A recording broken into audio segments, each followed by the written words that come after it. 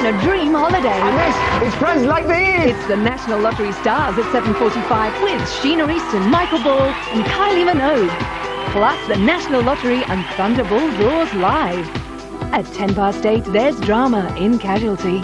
You're seeing someone else, aren't you? And at 9, find out what the celebrities would rather you forgot in Secret Life of Stars. Saturday night on BBC One. If you think you've got problems, You know what it's like when you finally find a really good plumber? Yeah. Yeah, but then you can never get hold of him because he's always doing a job for someone else. Yeah. Yeah, well, Tom was a bit like that as a boyfriend. So how come you put up with it for so long? No, he was a really good plumber. ask the expert. Kiss Me Kate starring Caroline Quentin. Saturday at 9:40 on BBC One.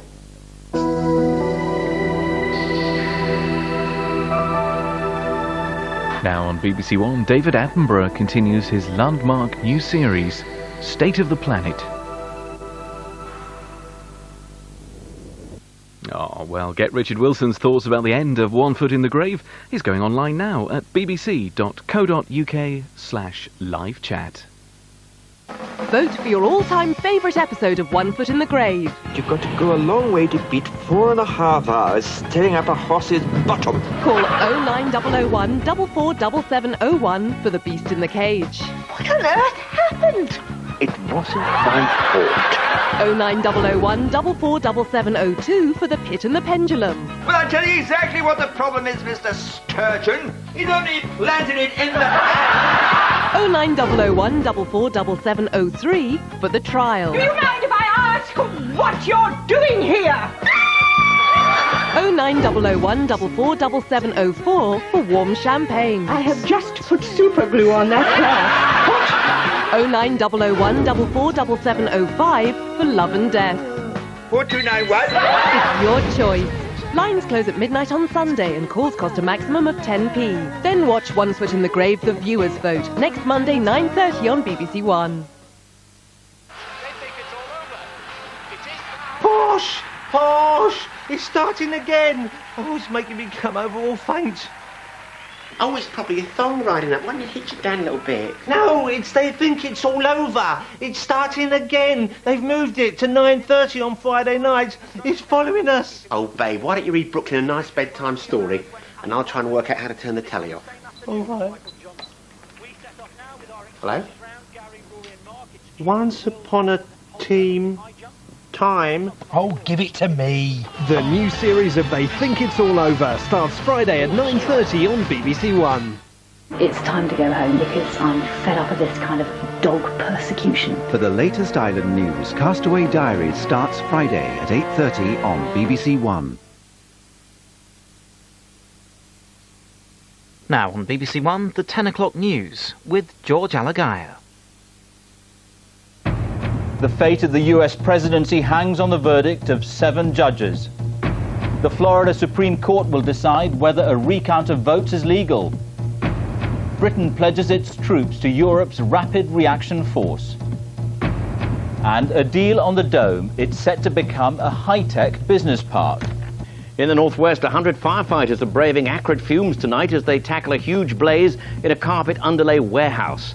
And after storming a Merseyside food factory, protesters chained themselves to equipment overnight.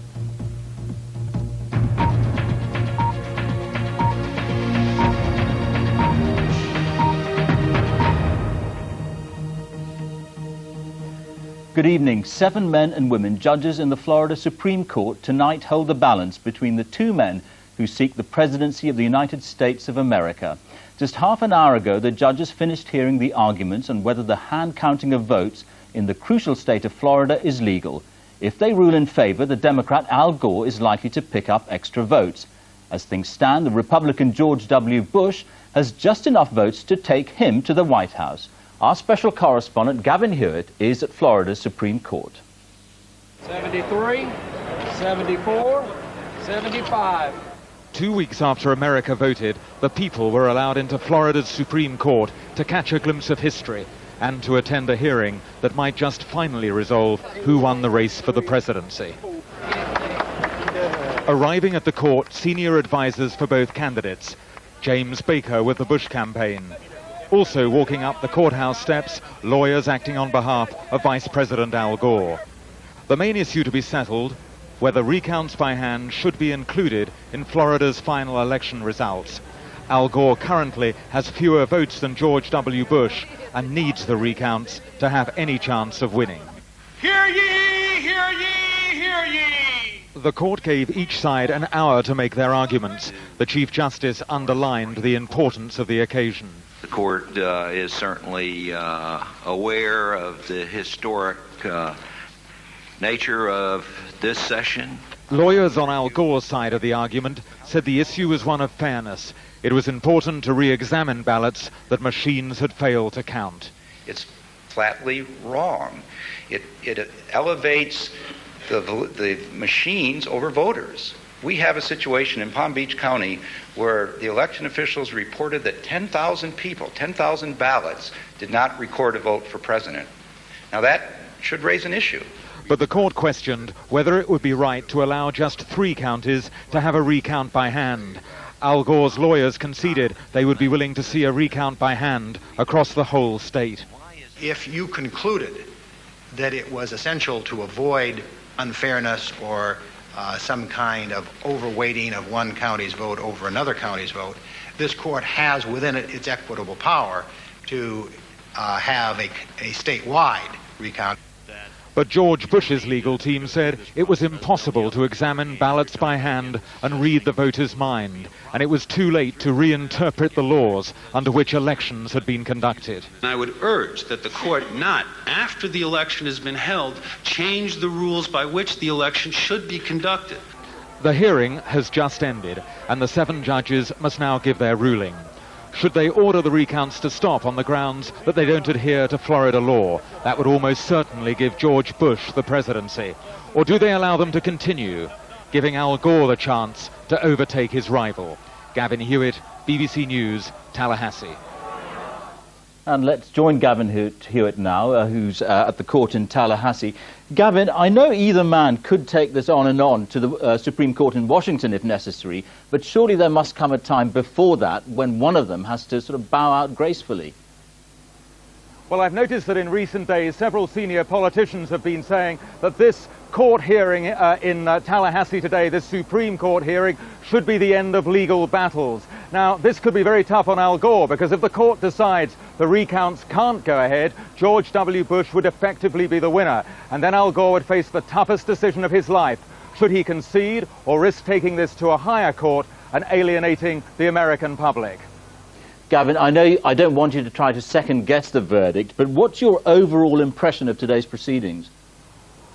Well, the judges were very interventionist. They interrupted, particularly George Bush's lawyers. They were robust. They were skeptical. I noticed twice that the Chief Justice said we should be concerned about the voters' interests, and this would suggest they are concerned about those who are claiming that their interests haven't been taken into account. They also said that there was no immediate deadline beyond December the 12th. And just one further thing, the court has just announced that there will be no decision on this today. Gavin, thank you very much. The Gallops. But she's compliant and she's got... That's Britain's commitment to a new European Union Rapid Reaction Force. Britain is one of the biggest contributors to the force, which will be operational by 2003. The Conservatives claim the force is a step towards a European superstate. This was the moment British